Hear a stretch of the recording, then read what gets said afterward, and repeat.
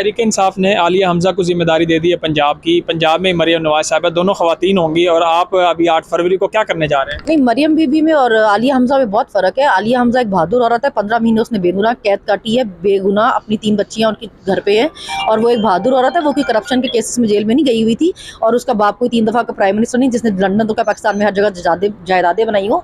वो सही काम करेगी। मुकाबला जो होता है मरियम का आलिया हमजा से कोई मुकाबला नहीं है। वो एक वोट चोरी करके ज़बरदस्ती फॉर्म 47 पे बैठी हुई है और आलिया अपने हल्के से फॉर्म 45 पे जीती हुई है। जी, आप 8 फरवरी को क्या तैयारियां होंगी ये तो बताएं। आप केपी होंगी या लाहौर होंगी? नहीं जी, मैं तो लाहौर ही होंगी, यहाँ से लाहौर ही सीधा जा रही हूँ और आलिया भी लाहौर ही है जी। पुलिस आपने देखा जिस तरह आलिया पीछे उसकी आलिया के और आलिया ने मुकाबला किया जी। हमने पहले भी मुकाबला किया, आगे भी मुकाबला करेंगे। हमारा तो ये औरतों का ही मुकाबला नहीं कर सकते।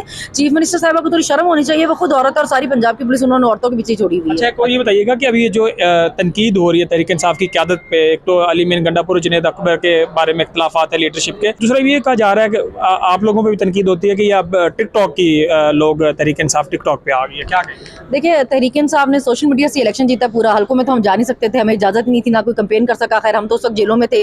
कोई कैंडिडेट नहीं जा सकता था, जो जाता था उसको उठा लेते थे। इवन जिन्होंने कागजात जमा कराए, जो उनके तायद कुंदा जो दूसरे वो होते थे, सबको उठा के ले जाते थे पुलिस। तो हमने तो सोशल मीडिया के सर पे जीता है सारा इलेक्शन। वो टिकटॉक हो या ट्विटर हो या फेसबुक हो या कोई भी हो, तो सोशल मीडिया आपने देखना कि आप यूज़ किस तरह कर रहे हैं। आप उसको ड्रामेबाजी में यूज़ करें या आप उसको कोई उसका सही यूज़ प्रोडक्टिव के साथ अच्छा यूज़ कर रहे हैं उसका। तो हमारा सोशल मीडिया जो हम यूज़ करते हैं और टिकटॉक या जो भी हम अपने बेहतरी के लिए करते हैं, हम कोई नाच गा तो रहे नहीं है टिकटॉक पे। तो हम बहुत सीरियस है अपनी चीज़ों को लेके। हमने सोशल मीडिया से अपनी पार्टी सारी जो है ना मेंटेन रखी है, तो आगे भी इस तरह रहेंगे। हम चीज़ों का सही इस्तेमाल करें, हमने कोई ड्रामेबाजी नहीं लगाई। अच्छा, जैसे आप सिर्फ सोशल मीडिया से क्या इमरान खान साहब की रिहाई मुमकिन हो सकती है?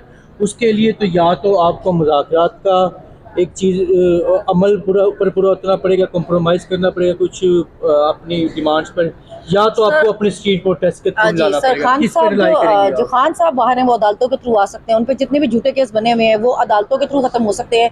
जजेस को भी हिम्मत करनी पड़ेगी। मैं हमेशा कहती हूँ कि हम कोई कुर्सियों पे नहीं है, कभी किसी कुर्सी पे नहीं रहे। हम अगर हिम्मत दिखा सकते हैं तो जो ये बड़ी कुर्सियों में बैठे हैं इनकी बड़ी जिम्मेदारी है। अवाम के जवाब, उनके हकूक़ के लिए अल्लाह को भी जवाब देंगे, तो इनको हिम्मत करनी पड़ेगी। इनको देखना पड़ेगा कि एक बंदे पे इतने झूठे केस बनाए हुए हैं सिर्फ उसको जेल में रखने के लिए, तो ये इंसाफ करें। इनसे हम किसी और चीज़ की डिमांड नहीं कर रहे, हम सिर्फ इतना चाहते हैं कि ये इंसाफ करें जो इनकी कुर्सी जिसके लिए बैठे हैं। खान से मुलाकात के लिए पिटीशन मैंने दायर किया है कि ऐसे तो ये मिलने दे नहीं रहे। पहले भी वैसे मैं 3 दफ़ा इजाज़त लेकर गई और उन्होंने नहीं मिलने दिया।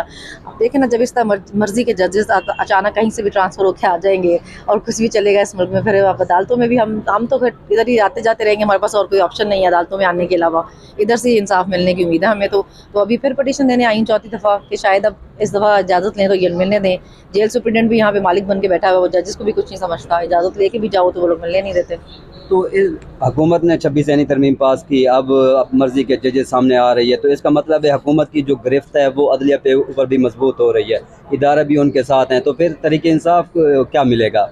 देखिए, मैं इतना ही कहूँगी कि ये बदकिस्मती है इस मुल्क की कि सिर्फ एक आदमी को आप बंद रखने के लिए या उसकी एक पार्टी को ख़त्म करने के लिए आपने सारे इदारों का बेड़ा गर्क कर दिया। आप कोई चीज़ भी नहीं छोड़े। किसी मुल्क में भी अगर आप इंसाफ का निज़ाम नहीं आपका बचेगा तो आपका मुल्क कैसे चलेगा? क्योंकि एक आम आदमी जो गरीब आदमी है वो तो इन अदालतों की तरफ देख रहा है ना। उसके पास तो इतना पैसा नहीं है कि हर जगह पैसे खिला के अपनी मर्जी के काम कर ले। वो तो इंसाफ पे ही चलना है उसने। तो अगर इंसाफ में भी ये होगा कि आप तरमीमें पास कर करके मर्जी के जज ला के अपनी मर्जी के फैसले करवाना चाहेंगे, तो आप किसी एक बंदे का नुकसान नहीं करें, आप पूरे मुल्क का नुकसान करें, आप एक आम आदमी का नुकसान करें।